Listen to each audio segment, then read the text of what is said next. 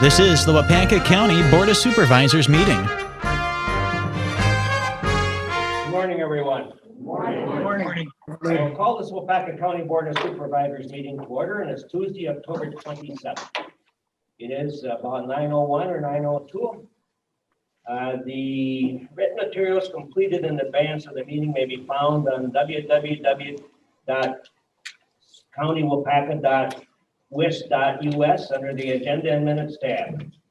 Due to the COVID-19, this meeting is conducted under the Waupaca County Resolution number 8, 2021. Governor Evers Emergency Order number 1, please note the following information. The meeting will broadcast for remote access on live stream on YouTube at www.youtube.com/channel/UCLPWDV7UAK K small d F small t U07 small d small es 08 small do. Participation in person is permitted. The meeting will be conducted under the CDC and DHS guidance regarding the social distancing table, and chairs will be arranged accordingly. Face coverings are required unless an exception applies. Okay, we have the agenda before us. Is there a Oh, roll call first, sir? Oh, I'm sorry. That's okay. Press your buttons down, yeah. I will yell it out so they can press their button. Vasquez. Here. Boyer. Mary Craig. Patricia Craig. Here. I'm just gonna wait a second. Supervisor Craig she's on Zoom. Yeah. She's just, could you unmute yourself, Supervisor Craig?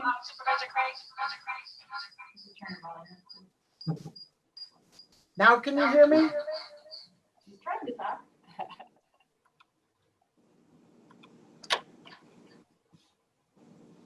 I'm under Emma and Audrey.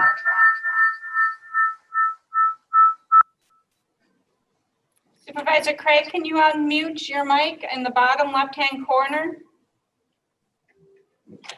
It is unmuted.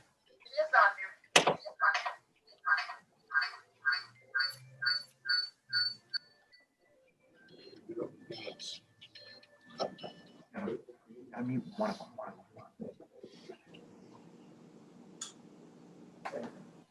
So, Terry Tews, you can hear Supervisor Craig?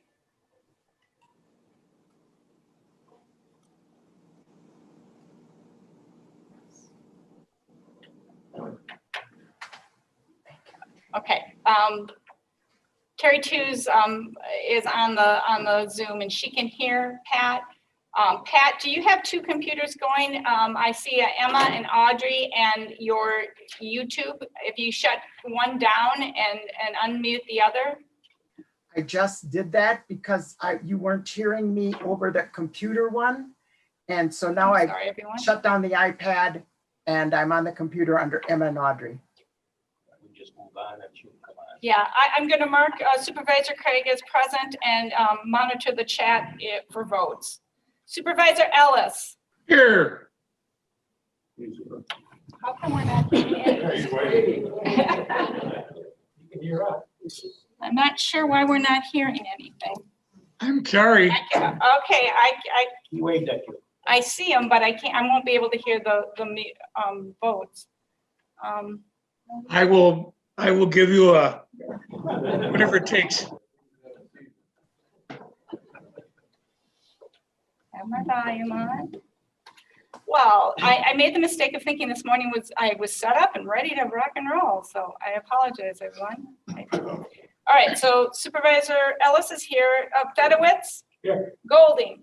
Here. Hardy? Here. Yeager? Here. Johnson? Here. Keppen? Here. Kussman? Here. Lear? Here. McClone? Here. Morak? Here. Muck? Here. Gerald Murphy? Here. Terry Murphy? Here. Newman? Here. Nygaard? Here. Holman? Here. Ritchie? Here. Rowan, I see is on. I won't be able to hear him. Here. Spearings, Here.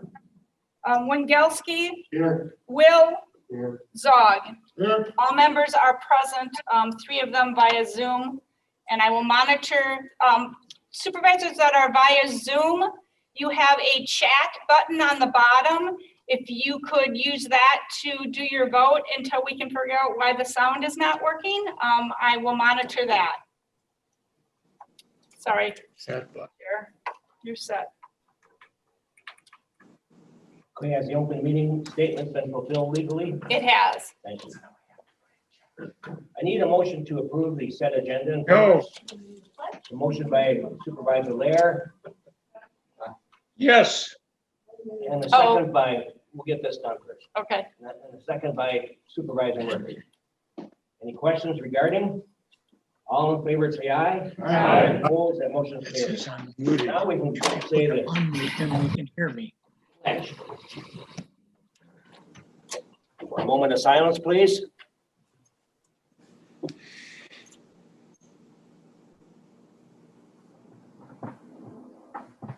I pledge allegiance To the flag of the United States of America, to the republic For which it stands one nation, under God, under God, indivisible, indivisible, with liberty and justice for all.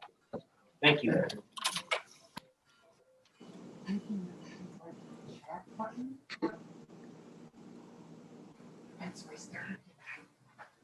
Okay, we have the minutes before us.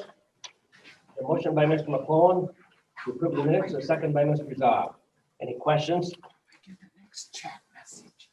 Well, you have to send the first one. None? Like Please eight. vote. Those in favor say yes. Yeah. Opposed? Same sign, that motion is carried. And then hit enter. Okay, we're going down to items, Send the first one. Okay, gotcha. reading of the 2021 proposed budget.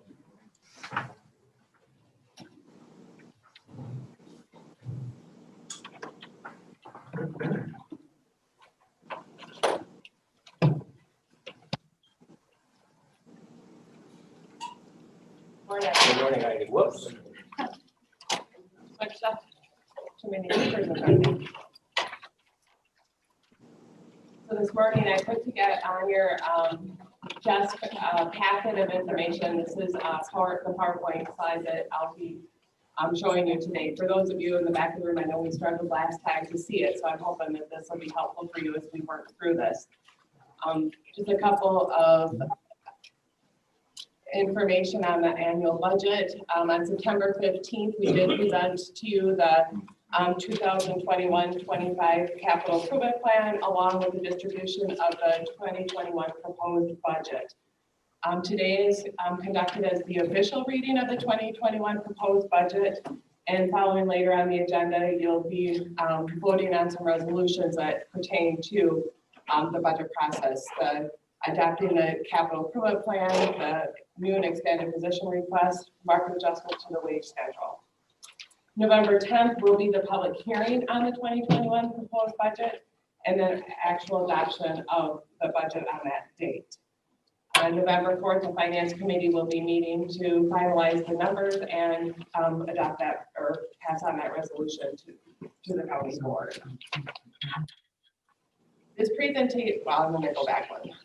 This presentation I kind of expanded. It's a little bit an expansion of the presentation that was given to you on September 15th. Basically trying to give you a forecast as to what this budget looks like and moving forward into the future. So I'm hoping that this will kind of help answer some questions. At the end, if you've had some time to review the budget and would like to ask questions, we'll be happy to address those at that time. Since we presented on September 15th, we've had one change within the budget. And that is in the area of land and water conservation. I just want to point this out. They actually were awarded a cover crop implementation initiative grant for $85,650,000. And that has been added as a revenue in the land and water conservation program.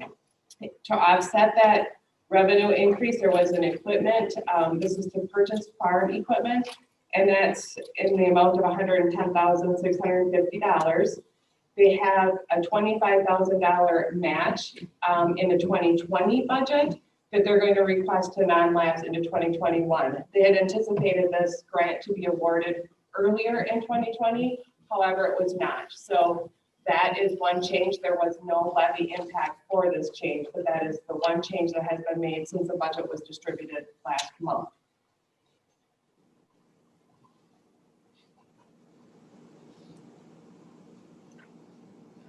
This slide is one of the same slides that we saw last month. It talks about the levy capacity and the impact from 2020 to the 2021 budget. The total operating capacity increased 1.09% or $260,375. The debt service levy increased $332,315. Although the debt service payments had a significant decrease in 2021, we had less funding available to offset that increase. We also are anticipating a $12,184 effect for refunded or rescinded taxes. The state special charges increased $207 and the library aids increased $52,381. So the total special purpose levy increased 4.49%. The total levy capacity increase of $657,462 is 2.32% higher than it was last year. And the equalized value actually increased 2.57%, which means the rate on the value is decreased by 0.24%. So the rate minimally changed, so it's basically the same tax rate as it was last year. For illustration purposes, the median home value in Waupaca County is about $142,300 according to the U.S. Census Bureau. Taking this into consideration, homeowner with $142,300 value of home should expect to pay about $2.33 less in 2021. So you can see that that rate change is very minimal to the taxpayer. Again, the equalized value by town, villages, and cities overall had a 2.57% increase, and then you can see the percentage change on the levy.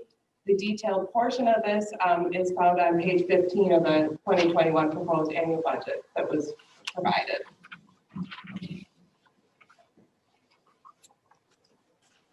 Okay. Sorry. Okay, thank you. So looking forward, I did some projections on the property tax. In 2021, we are proposing to utilize the full capacity that the county has on property tax, which would ultimately be a 2.32%. Moving forward, by utilizing our full capacity this year, we will only be allowed to increase our property tax based upon our net new construction. In calculating that out, moving forward, we're looking at anywhere between a 1% to 1.35% increase beyond 2021. So taking that step this year will really help us in future years, and we would anticipate that we wouldn't see that sort of an increase over the next 5 years unless our net new construction would drastically increase over time. So again, I did a rate calculation and projection out of our equalized value using a discount factor of 50%. We're anticipating our future projected our value out to be about 1.68% increase over the next 5 years. You can see that in 2021, again, for 2020 tax year was 2.56%, and then actually allocating that out as a 1.68% moving forward over the next 5 years. Applying that to the actual property tax capacity that I anticipate, you can see our tax rate decreases fairly significantly for the next 5 years with a rate of $6.70 approximately in the budget year of 2021 and dropping to about 5 cents per year after that. To put it in perspective, I put together a graph for you to see. And the light blue line is what our operating capacity, our levy capacity is going to be over the next 5 years as compared to the previous 5 years. You can see we had a jump from 2017 up to 2019 with a fairly significant decrease in 2020 and a slight decrease into 2021, but then you can see how the tax rate drops off moving forward over the next 5 years. Oops, I just went too far. Okay. Again, one of our largest revenue sources is our sales tax history, and moving forward into that. Projecting that out, I'm estimating about 2% increase from 2022 to 2025. In the 2021 budget, we maintained that steady and stable at 4 million. Just because of the unknowns right now, the county has not experienced a significant loss in sales tax revenue for 2020. So we anticipate that we'll be able to maintain at least that budget in 2021. And then I'm estimating a 2% increase in that sales tax for the next 5 years after that. Interest on general investments. Although the last couple of years we've seen a significant increase in interest on investments, that is one area that the county is going to see some losses in 2020 and moving forward. I believe I kept this very, very stable over the next 5 years, hoping that we can get back to where we once were, but realistically try to keep that at a very minimal and stable approach and over the next 5 years for this revenue source. Transportation aids the general transportation aids funds our highway maintenance program. And this again has seen a significant increase in 2020, projecting forward, again, used about a 2% annually in hopes to cover the annual maintenance of the highway maintenance, the county highway maintenance program.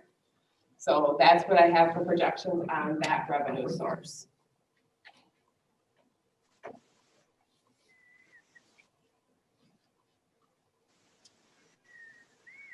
So what I did is I put this into putting together those revenue sources along with estimated expenditures at approximately 2% growth for operating our existing debt service and our capital improvement plan as what was presented. You can see that starting in 2022, we're already seeing where we're not being able to maintain in our capacity. If you look at, maybe I'm not pointing into the right area. So if you see in 2024, what we're projecting to issue debt service of $15,900,000 to fund the capital improvement program for the courthouse expansion and the sheriff garage expansion. And then in addition to, we talked about this as we went through the capital improvement plan, we were also going to be setting aside a fund balance of $260,000 per year to fund the tower project in 2025. With all that in the situation, with all those numbers in, I'm still showing that we're going to have to reduce expenditures or have increased revenue in order to support these expenditures within our capacity, if that makes sense. So if you look at this next slide, it just kind of shows our operating capacity, what's in orange. And then you can see our capital improvement program is in the blue, and it takes a fairly large jump between 2022 and 2023. I think we're going to have to really analyze the capital improvement plan to see if we can reduce those expenditures in order to remain within the capacity and still maintain our operating costs to where they're coming in. So when I noticed this, I reached out to our financial advisors last week and had them project out what the debt service would be if we also would issue, when we issued debt in 2024 for the courthouse expansion or remodel project, if that moves forward, what if we added in the tower project as well? And so this slide removes the $260,000 fund balance restored in the years 2022 to 2025, and then we're actually going to issue bond proceeds. If we issue bond proceeds for those 3 projects, we would then become more in line with, more in line where we needed to be with our estimated reduction in expenditures. We're still going to have some struggles. We're still going to have to look at the capital improvement plan, see if there's projects out there that we can either move out or else we're going to have to find new revenue sources or reduce our operating expenditures to remain within our capacity, because we won't have any capacity to go above and beyond.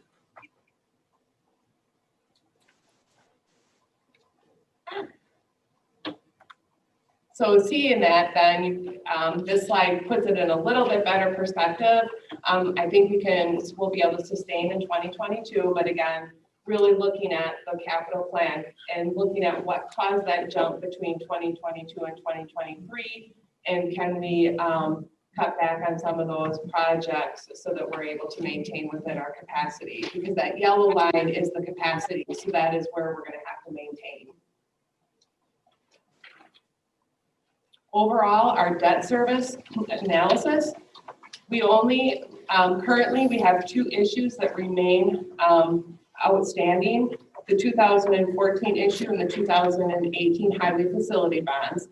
So in 2020, we paid off the 2010 bonds. So we only have those 2 issues left outstanding, which is really good news, I think. So then what I did is I put in the projections to issue future debt service. And when I put those projections in, you can see that we'd be issuing debt in 2024 with the first payments being in 2025. And what that does is you can see that the levels keeps those debt service payments level by looking at that projection.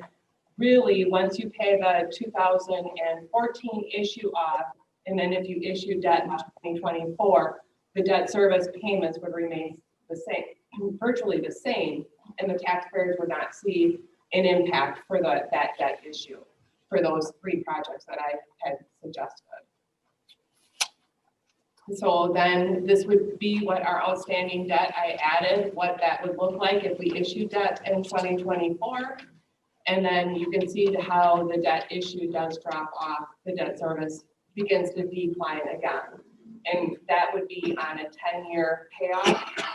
That's what this projection shows. And then, so that's kind of the analysis on the debt service. In all reality, I mean, it's really important that moving forward, we're going to have to remain within that capacity. And so it's important to look at that future to see what utilizing our full capacity this year is important, and then moving forward, what that would look like for the county. Really, that's all I have for you today. I'm hoping that you had some opportunity to look at the proposed budget as was presented on September 15th. And I would invite any questions at this time regarding any of that information. I believe also that I have Zoom people should be able to speak now, I believe. Questions from the presentation? Lee, did you have your hand up? I'll just scratch my head.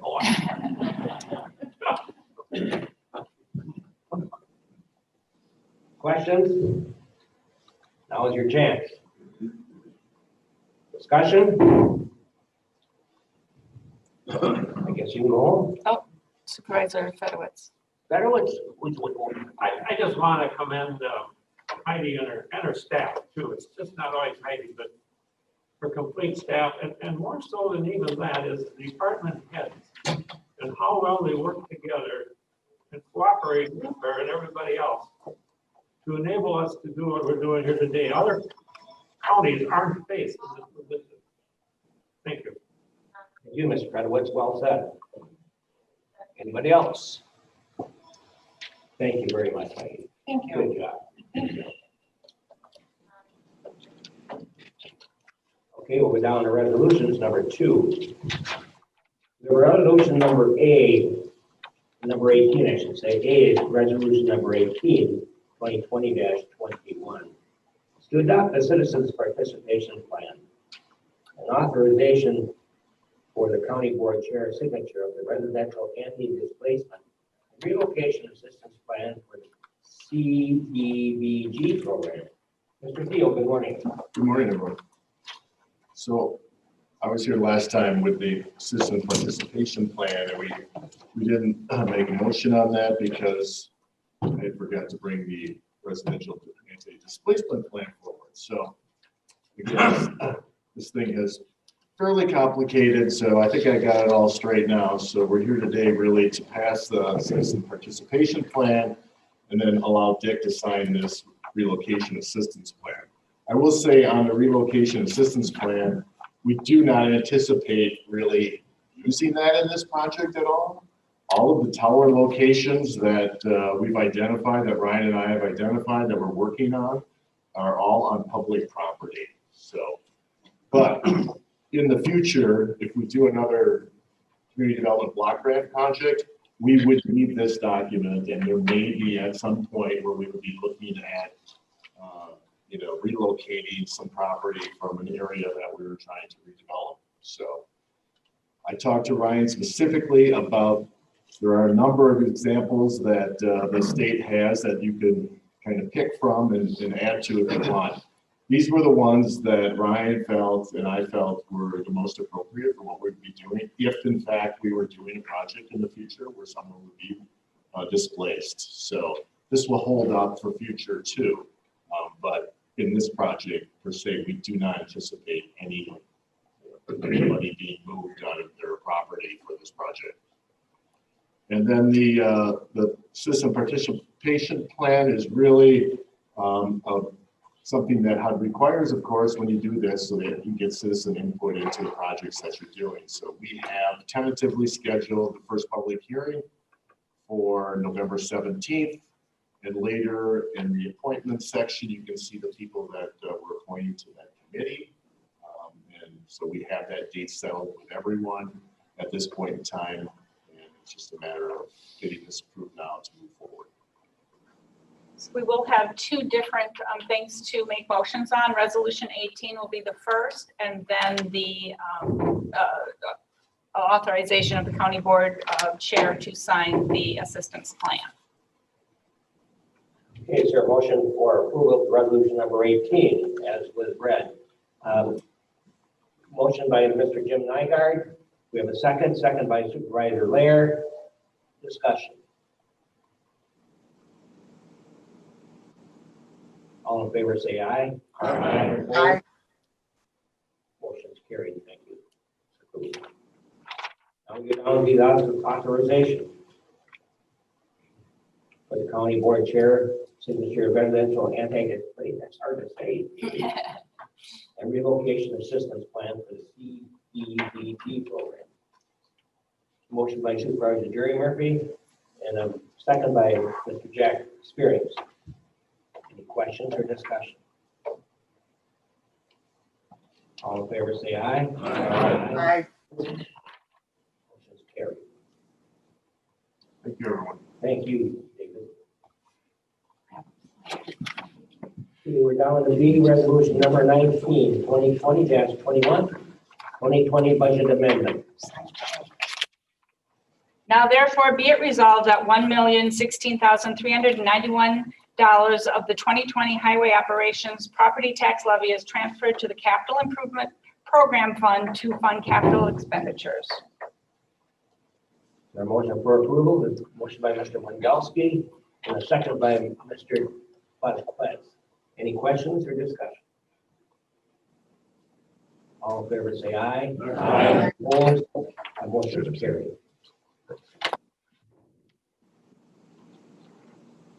Resolution number 20, 2021. 2021-2025 capital improvement plan. Now therefore be it resolved that the Waupaca County Board of Supervisors hereby approves the 2021 to 2025 capital improvement plan as a guide for future planning. Motion by Supervisor Johnson, the second by Supervisor Gog. Are there questions or discussion? Seeing none, all in favor say aye. Aye. Opposed? Motion carried.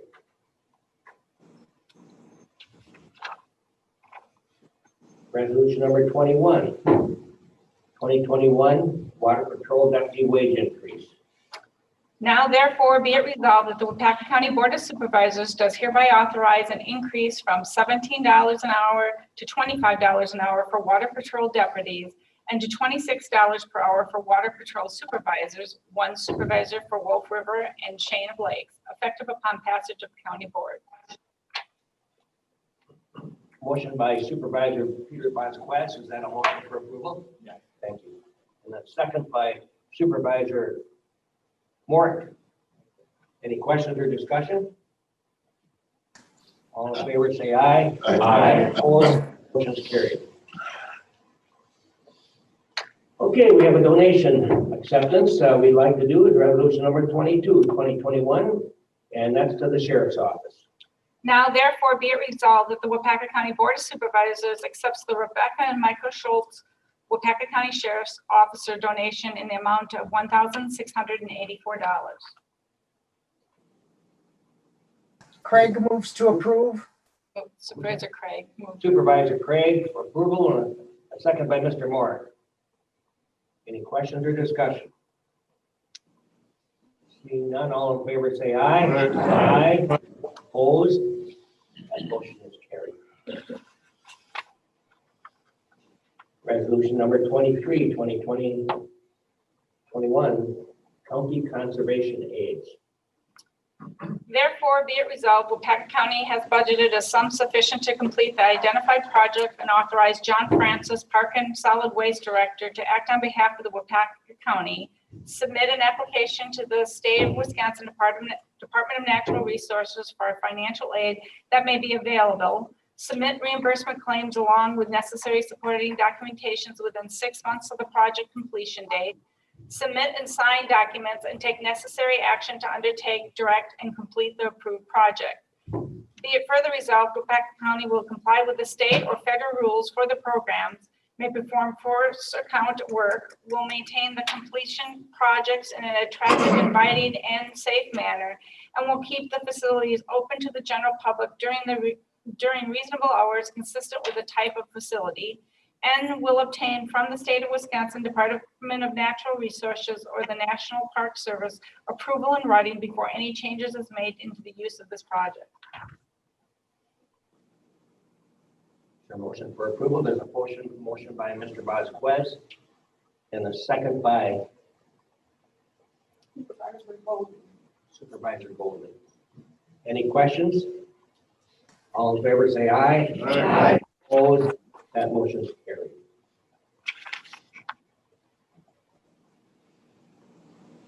Resolution number 24, contingency fund transfer, LMR switch to Sheriff's Office. Now therefore be it resolved that $18,000 be transferred from the contingency fund to the Sheriff's Office capital outlay general ledger line to fund the replacement of the Cisco 2811 routers and the Cisco 2960 switches. Motion by Supervisor Laird and a second by Supervisor Wengelski. Any questions or discussion? Seeing none, all in favor say aye. Aye. Opposed? Motion. Resolution number 25, 2020-2021, employee wages and salaries. Now therefore be it resolved that the Waupaca County Board of Supervisors does hereby authorize an annual compensation increase of 1% effective 1/1/2021 for wages and salaries of employees paid in accordance with the Waupaca County employee wage schedules. Motion by Supervisor Gerald Murphy, and second by Jack Spearing. Questions or discussion?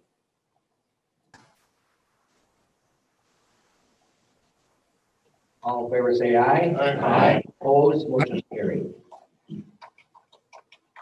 Resolution number 26, 2020-21.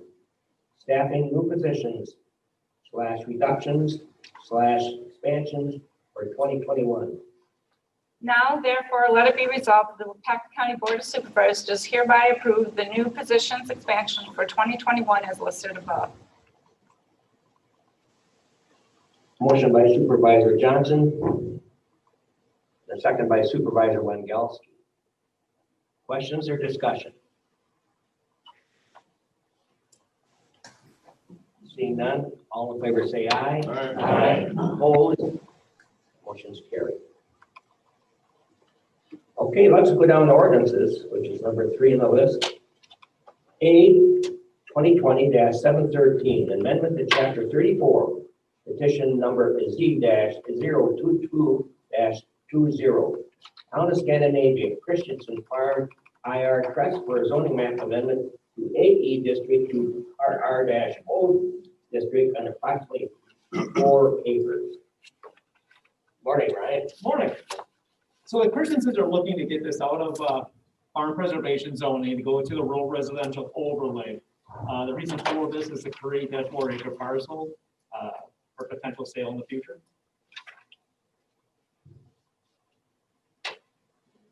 Motion by Supervisor Quistman and second by Supervisor Fredowitz.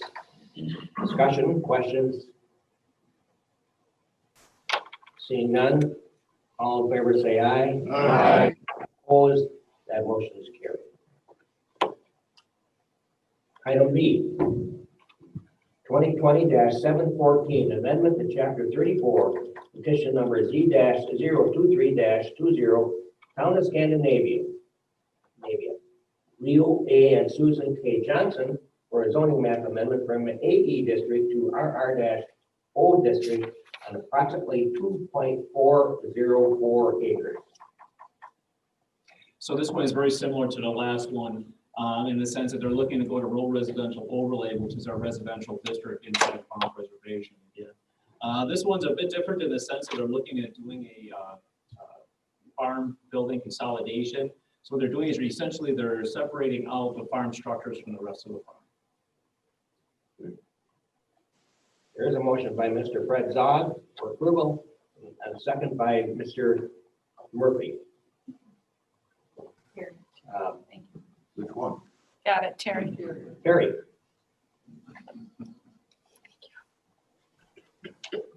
Any questions or discussion? Seeing none, all in favor say aye. Aye. Opposed, motion is carried. Thank you, Ryan.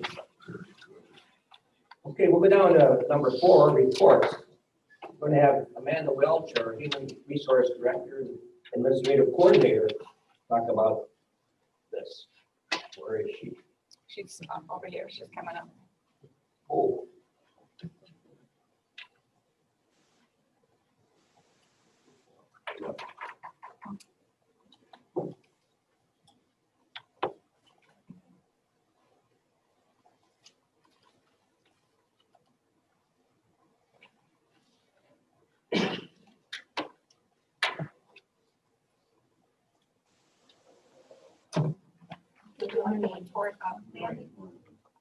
I think some of you may have heard either through your committees of jurisdiction that you've been on as far as how things are going with telework. We discussed at the Finance Committee about telework. We've talked about that a few different times here with all of you.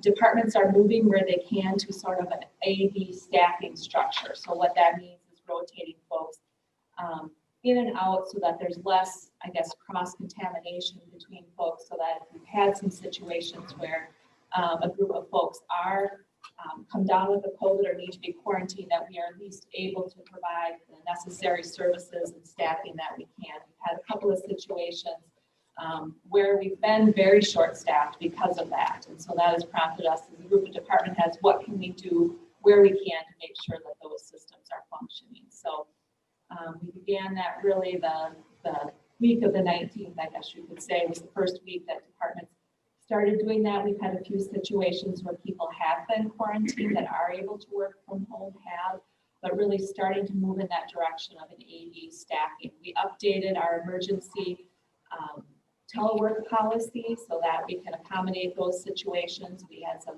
working with Brent and a couple other department heads, as well as having the whole department head team review that, made those updates and are moving forward with that. I think so far, so good. I think the situations that we have come up, we've addressed. And I think it's going well. If there's any questions anybody has on that? Supervisor Lair? Can we come up with a policy for workers' comp?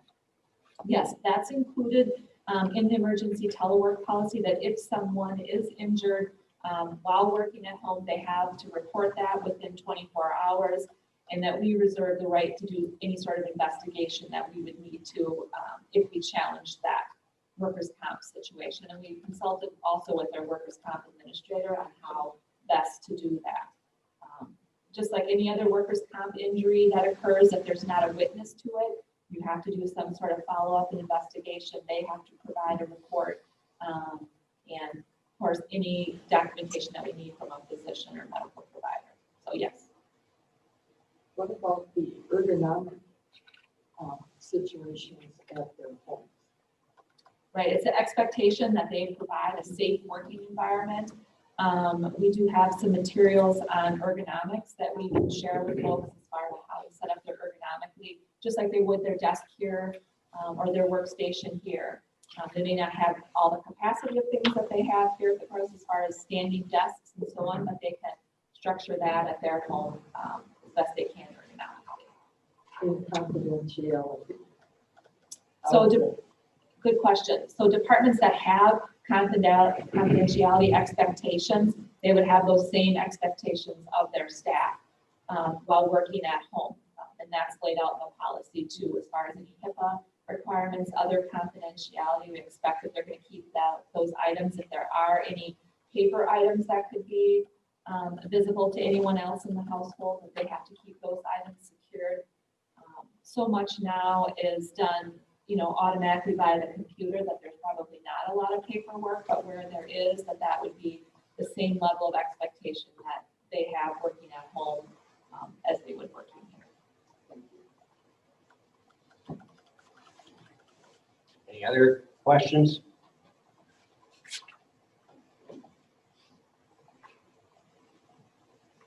That's it. Yes, Mandy. Okay, thank you. Thank you, Mandy. Mandy's had quite a year. We're unusually here. I think we all have, yes. I know, but it falls on your shoulders too, and your desk. Thank you for your great work, Mandy. I don't have anything in my report other than please help the Badgers in the quarterback situation. They're just sitting down there. Sounds like our boy from Kimberly may get a shot. We'll see about the fourth string quarterback. And yeah, that's a tough situation. Major League Serial Series, anybody watching? I'm a baseball fanatic. I've hardly watched any of it. As soon as the Dodgers are in it, I don't really care. Highest paid teams in baseball, they're crying out loud, and they should win it. But I heard on the radio coming, this is one of the lowest percentage viewership in the history of Major League Baseball.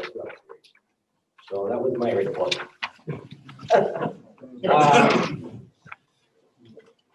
Appointments. Citizen Participation Plan Committee appointments. Aaron Jensen, Committee Chair, Southwest Quadrant. Robert Van Asten, Committee Vice Chair, Southeast Quadrant. Helene Poole, Central Quadrant. Dennis Kussman, Northeast Quadrant. Mark Forsyth, Northwest Quadrant. David Ashman, LMI Representative. Okay, we'll need a motion for that approval. A motion by Mr. Nygaard? No, Nygaard, yes. I'll second it. Oh. You're gonna second it? Let's get it first then. Marat, hiding behind a pole under. Any questions or discussion? All in favor, say aye. Aye. Motion's carried. Reappoint Marilyn Herman and Supervisor Patricia Craig as trustees to the Owls Board for a 3-year term. Motion by Supervisor Lair for approval and a second by Mr. Zoff. Questions? Seeing none, all in favor say aye. Aye. Opposed, motion's carried. And they are reappointed. You've seen the announcements on your agenda. And just a reminder, our county board meeting is November 10th at 9 a.m. That'll be the public hearing of the 2021 proposed budget. With that, I'll entertain a motion to adjourn. There's a motion by Dennis Quisman, and I'm just going to say we are adjourned. That's undebatable.